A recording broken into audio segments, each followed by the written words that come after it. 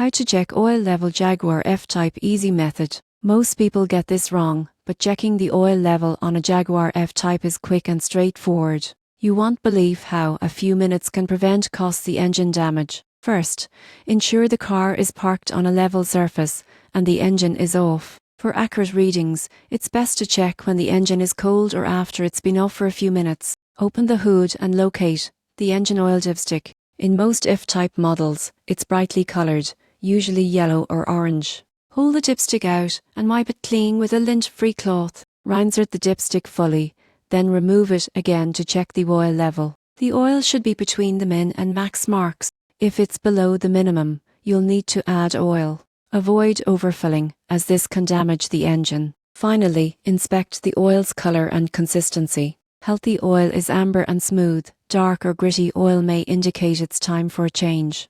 In conclusion, checking the oil on a Jaguar F-Type involves parking level, pulling and cleaning the dipstick, reading the level, and inspecting the oil condition. Regular checks help maintain engine health and performance.